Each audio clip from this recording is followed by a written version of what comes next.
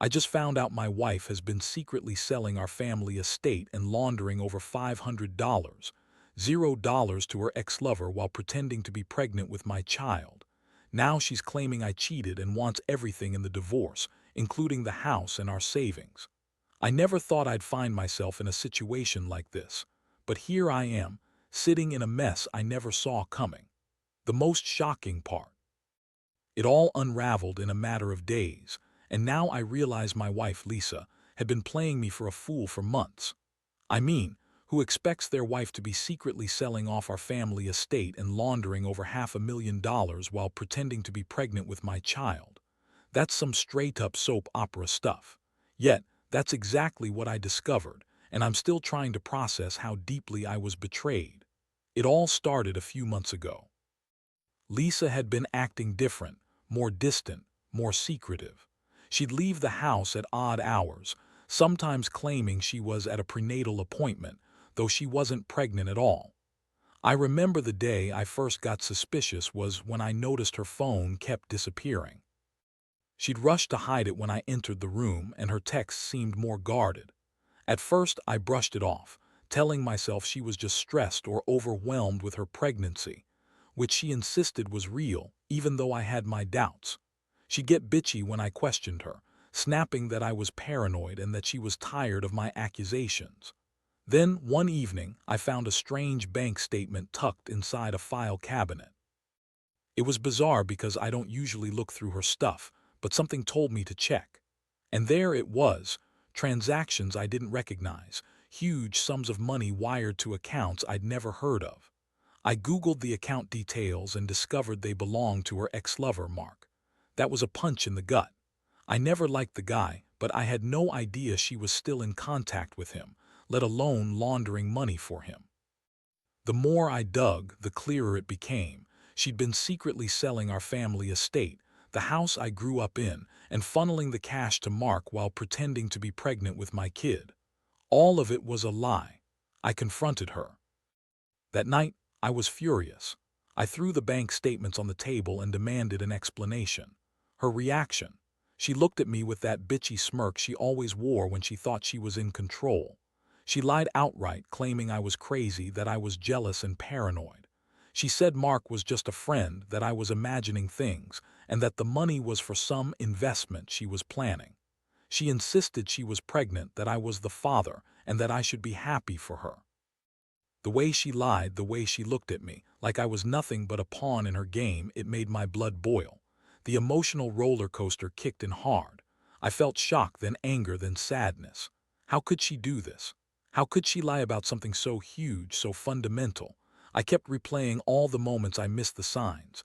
Her secretive phone habits, her distant attitude, the way she'd avoid me when I asked about her whereabouts.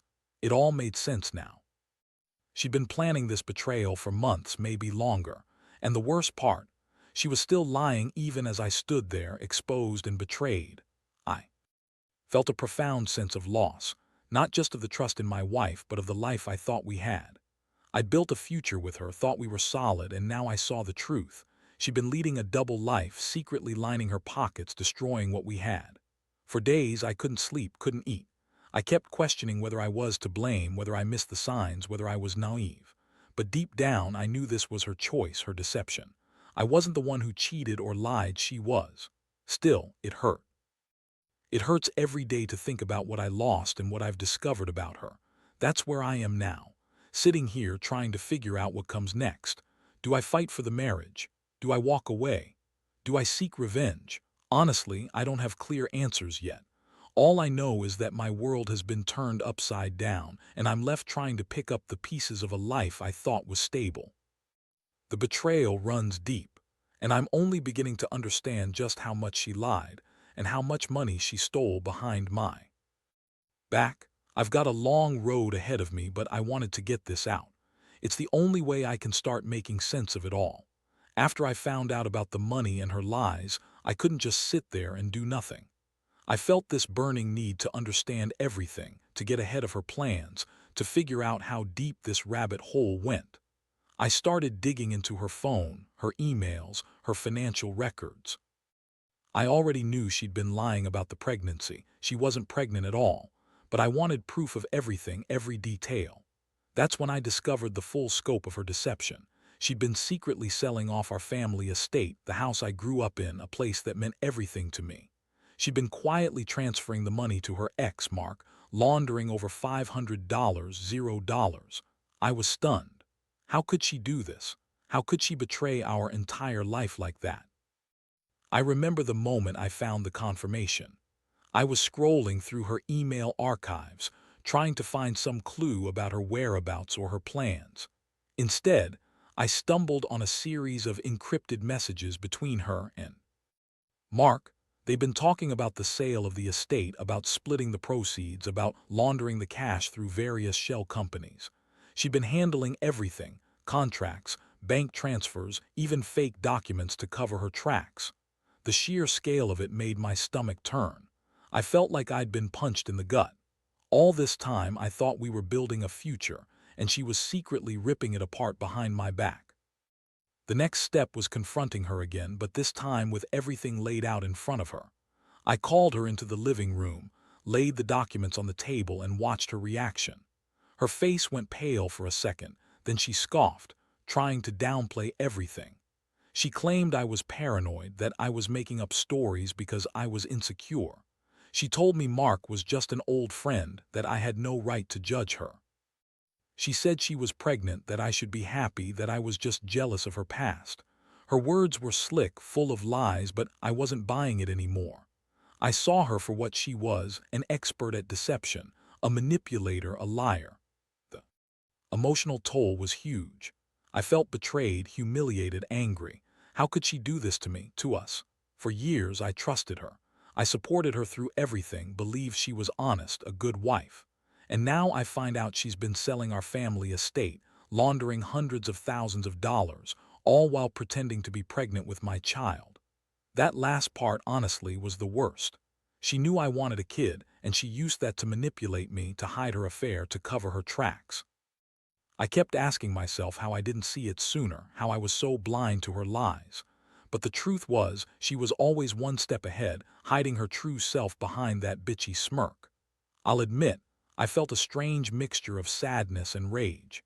Sadness because I lost the woman I loved, the woman I thought I knew. Rage because she had played me for a fool, used me, and betrayed everything we built together. I kept replaying the moments when she'd brush me off, dismiss my concerns, or get bitchy when I asked about her whereabouts. Now I see it all clearly. She was planning this all along. Selling the house, laundering money, lying about the pregnancy, all to keep her affair hidden and her money safe. In the days that followed, I started to realize the full extent of her plans. She'd been living a double life, pretending to be pregnant, pretending to be loyal, while secretly lining her pockets and sneaking around behind my back. Every conversation, every look, every excuse she made now seemed like a lie. I felt like I was waking up from a nightmare. How could I have missed the signs? How could I have trusted her? Those questions haunted me, but I knew I had to act. I couldn't just let her get away with it. So I started making a plan. I needed proof, more evidence, to confront her properly and to protect what was left of my life.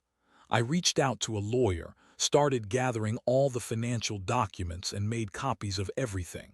I wanted to be prepared for whatever came next. I also contacted a private investigator, someone who could verify her whereabouts, her contacts, and her lies. The more I uncovered, the clearer it became that I had to take control of this situation before she managed to cover her tracks even further. I still feel this deep sense of betrayal every day. It's like my world has been turned upside down and I'm just trying to hold on to what's real. I don't know what she's planning next, but I do know I can't trust her anymore. The woman I married, the one I thought was loyal, was secretly destroying us from the inside. The worst part, I still love her. Even now, I can't help but wonder if there's any part of her that's genuine, or if I was just a pawn in her game all along. I guess I'm sharing this here because I need some perspective.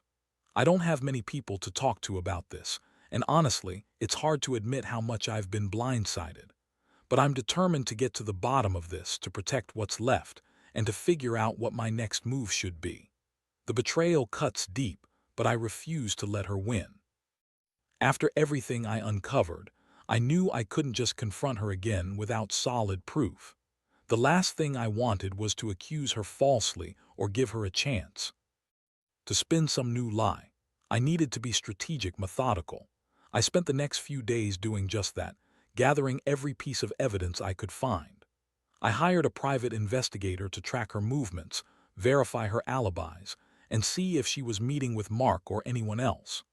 I also started digging into the legal side of things, talking to a lawyer about what options I had, especially since she was trying to claim I cheated and wanted everything in the divorce.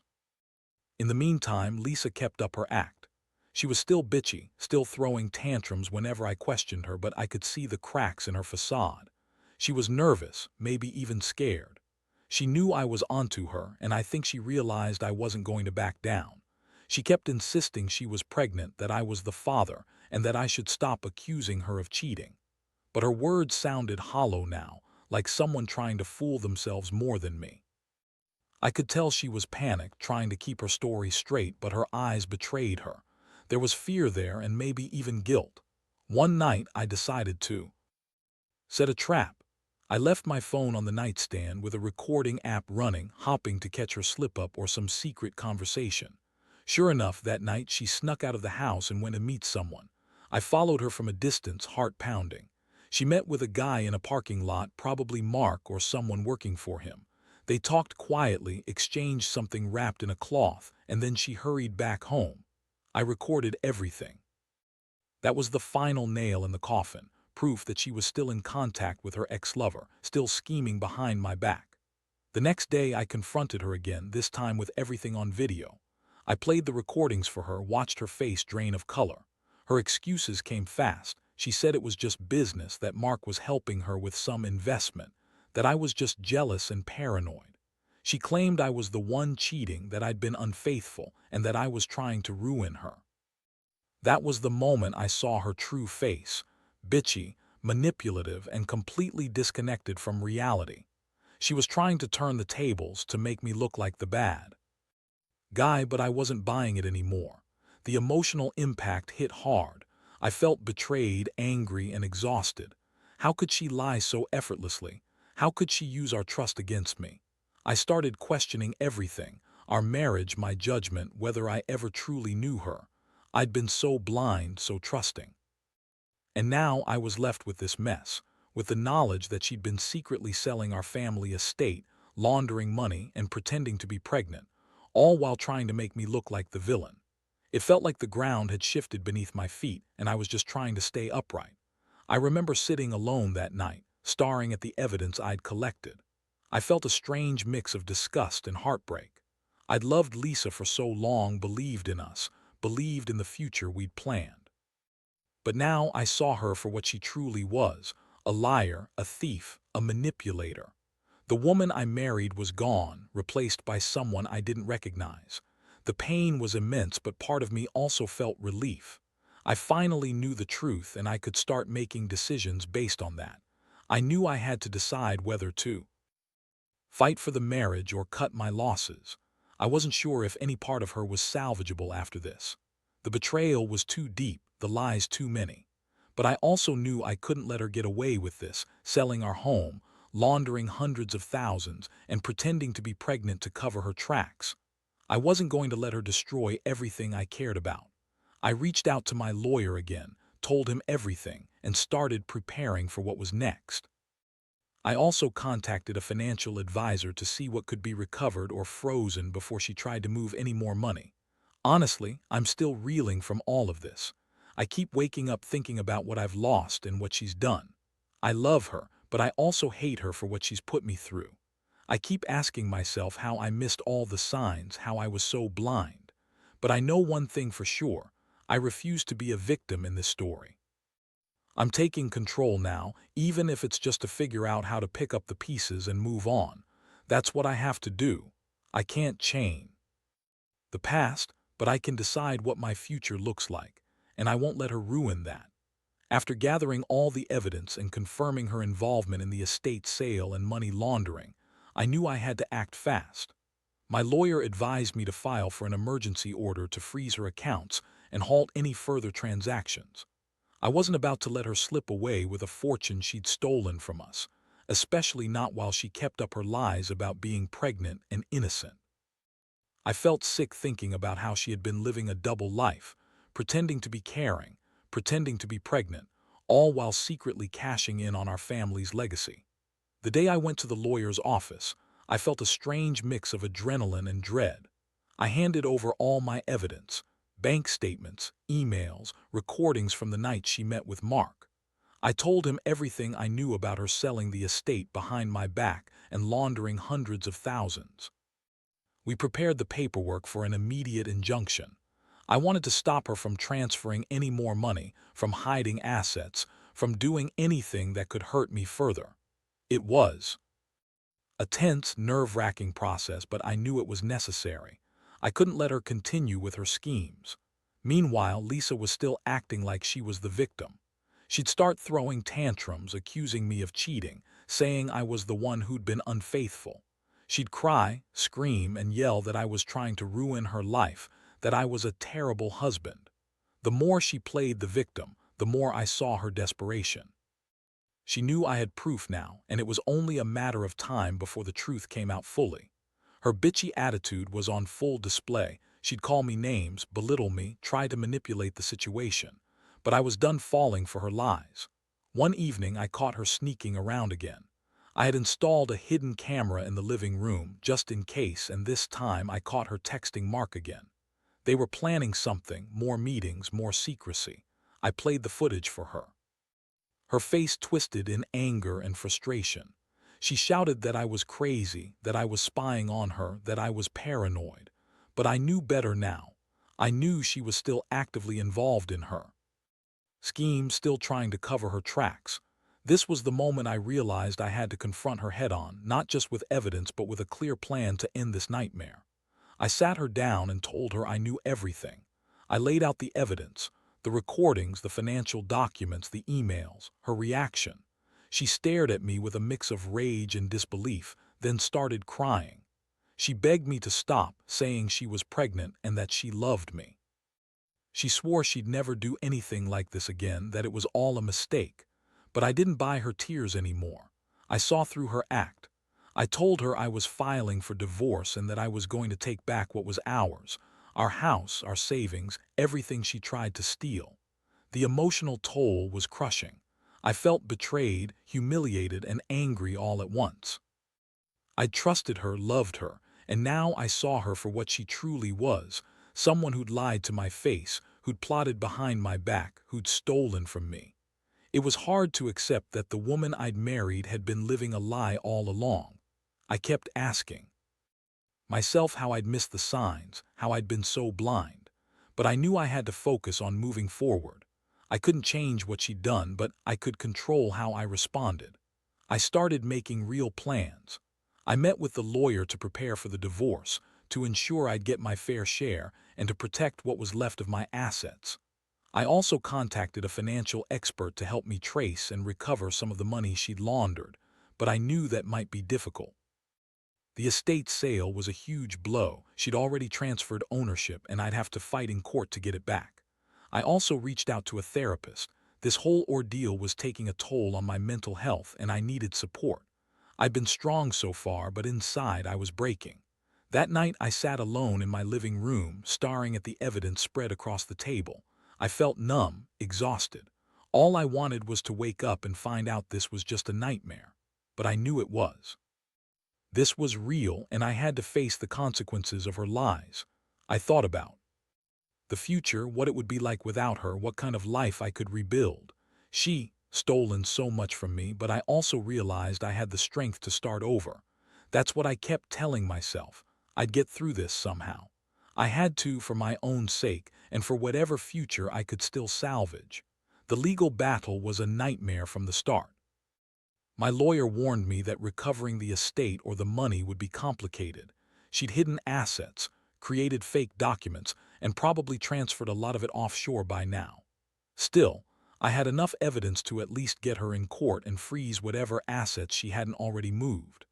The divorce process started pretty quickly once I filed, and I made it clear I was done playing nice. I wanted my house, my savings, and whatever she'd stolen. I also demanded an accounting of all the money she laundered, knowing that might be a long shot, but I had to try. Lisa's reaction. She went full bitch mode. She screamed, called me a terrible husband, and accused me of cheating, claiming I'd been unfaithful, which was a laugh considering what I'd just uncovered. She insisted I was the one lying, cheating, and trying to ruin her life. Her tantrums got worse as the court hearings proceeded, trying to deflect from her own guilt. She even claimed I was jealous of Mark, that I was insecure, that I was trying to control her. But I knew better now. I saw her for what she was, a manipulator, a liar, a thief. I was done with her lies. One day I got a call from the court. They'd frozen her bank accounts and I could see her panic. She started making desperate moves, trying to transfer money illegally, trying to hide assets. I had already hired a forensic accountant to trace her financial trail, and they found a bunch of shell companies she'd set up to hide the money. It was overwhelming, but I felt a small victory knowing I was fighting back. Still, I was furious. She stolen so much of our future, and now she was trying to escape with whatever she could. Meanwhile, I kept a close eye on her. I installed some cameras around the house, just in case she tried to sneak out or make a run for it. I also kept all the evidence in a safe place: screenshots, recordings, bank statements. I knew she'd try to spin her way out of this, but I was ready.